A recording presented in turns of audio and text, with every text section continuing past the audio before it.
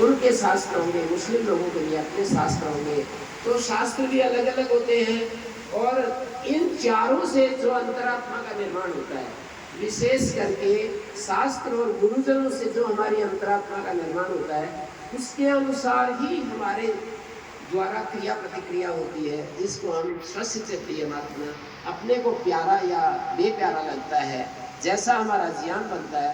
तो कुल मिलाकर के मैं ये कहूँगा, यदि हम अपने जीवन को सार्थक करना चाहते हैं तो अपने सामर्थ्य का सदुपयोग करें, जो हमारे पास मिला है मिले हुए का सदुपयोग करें। वाणी की शक्ति, दिमाग की शक्ति, शरीर की शक्ति, पैसे की शक्ति, पद की शक्ति, ये सारी जितनी भी शक्तियाँ हैं उनका सदुपयोग करें। एक इतना भी दुरुपयोग नहीं। काल की शक्ति भी बहुत बड़ी है। काल भी एक द्रव्य माना है। पृथ्वी, अब तेज, वायु, आकाश, काल, दिगात्मा, मन, ये 9 द्रव्य गिनाए हैं वैशेषिक में।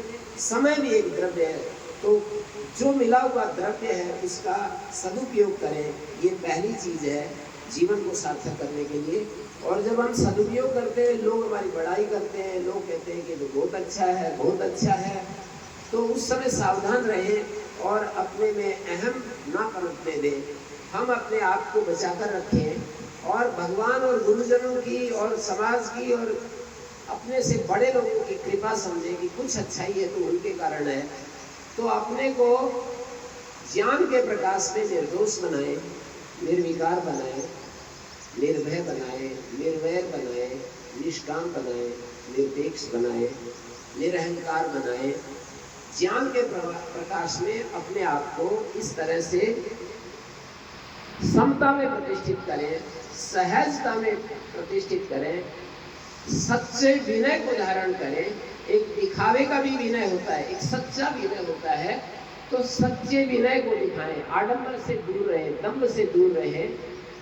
ये अपने लिए काम करने के।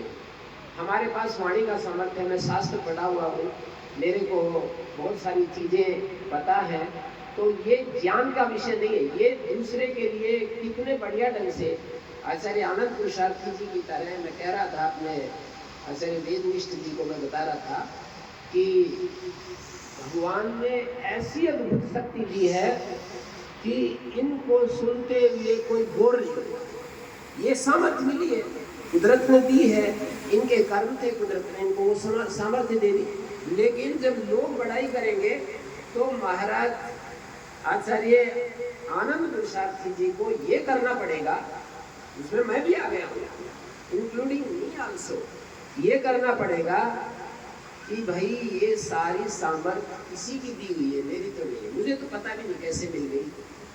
और ये सारी सामर्थ्य किसी दाता ने मेरे को दी है, मैं नहीं, मेरा नहीं, ये तन किसी का है दिया, जो कुछ अपने पास है वह धन किसी का है दिया, देने वाले ने दिया वह भी दिया कि शान से, देने वाले ने ऐसी शान से दिया है, मेरा है ये, लेने वाला कह उठा अभिमान से, बड़े अभिमान से मेरा है ऐसा कहने लगते हैं हम।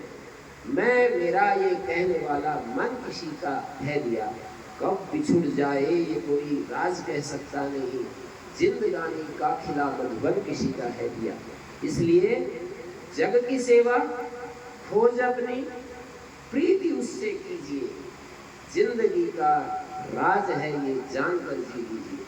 हमें जो सामर्थ्य है वो जग की सेवा में लगा देना, अपनी खोज करनी, स्वयं की खोज करनी, मैं कौन हूँ। कोई भी चीज, कोई उपलब्धि, कोई पद, प्रतिष्ठा, संपत्ति, ऐश्वर्य, उसके साथ जो मैं अपने आप को मिला करके देखने लगता हूँ, यही गड़बड़ झाला हो जाता है। मैं अपने शुद्ध स्वरूप की खोज करें। सारे शास्त्रों का एक ही सार है, आत्मा बारे दृष्टव्या, श्रोतव्या, मंतव्या, निधिध्यासितव्या। आत्मा की खोज करो, जिस आत्मा के लिए हम सर्व से प्रेम करते हैं।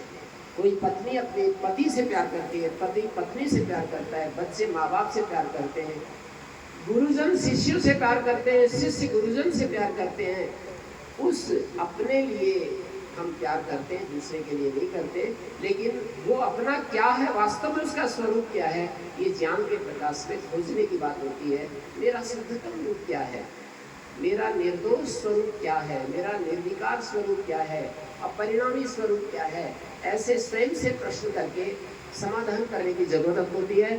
तो अपनी खोज करनी, और जिस दाता ने ये सब कुछ हमारे लिए लुटा दिया, हमारी चीज हमको कोई हमारे हाथ से स्लिप हो जाए, हमारी चीज हमको कोई देने लगे उठा करके कि भाई साहब आपका पर्स गिर गया, हम जीवन भर उसको नहीं भूलेंगे। तो जिस दाता ने ये सूरज, चांद, धरती, आसमान, पेड़ पौधे, हरियाली, फल फूल, मेवे दिए हैं और अच्छे अच्छे माता पिता गुरुजन दिए हैं, ऐसे उस दाता का निरंतर तुंजे तुंजे ये उत्तरे स्तोमा इंद्र से वज्रेणा, वज्रधारी उस इंद्र के एक एक तेल पर मैं जब अपने मन को लगाता हूँ तो थकता नहीं हूँ उसकी प्रशंसा करते हुए। तो उसकी हम प्रशंसा करते रहें, उससे प्यार करते रहें। प्यार करना हम सब जानते हैं, ऐसा कोई दुनिया में नहीं है, कोई बहन भाई नहीं है, कोई बड़ा बूढ़ा नहीं है कि प्यार करना ही नहीं आता है जी। हम यही तो चाहते हैं, दूसरों से और क्या चाहते हैं। तो हम प्रेम शब्द करना जानते हैं।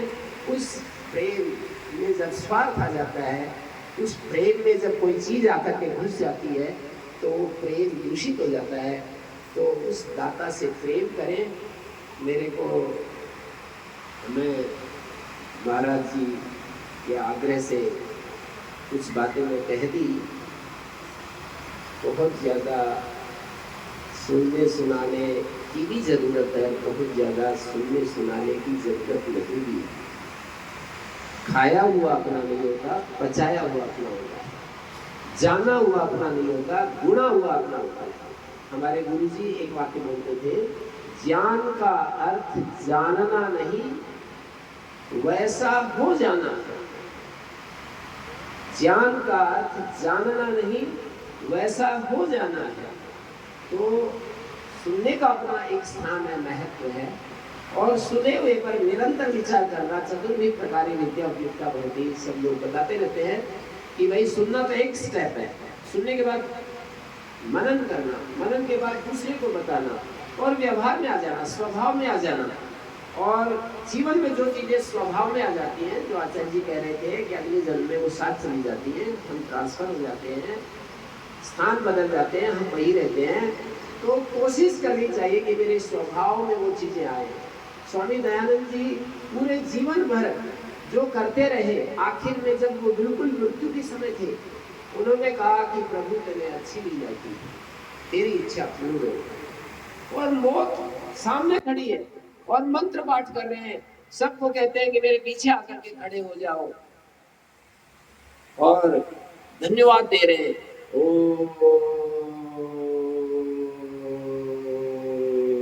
ऐसे बोलते बोलते और आत्मा को बाहर कर देते। स्वभाव हो गया था वो, उनका स्वभाव बन गया था वो। तो इस स्वभाव को हम निरंतर अभ्यास करने से, विचार करने से, ध्यान देने से वो स्वभाव बनता है। आप सबके लिए बहुत बहुत बधाई हो। इस गुरु पूर्णिमा के अवसर पर हमारे ढोलिया बाबा ने आपको जो राह दिखाई है उस पर निरंतर चलते रहे और उनके लिए अपने दिल में पूरी जगह रखें। जो उन्होंने कहा है उसको पूरा अपने जीवन में अपनाने की कोशिश करें। धन्यवाद।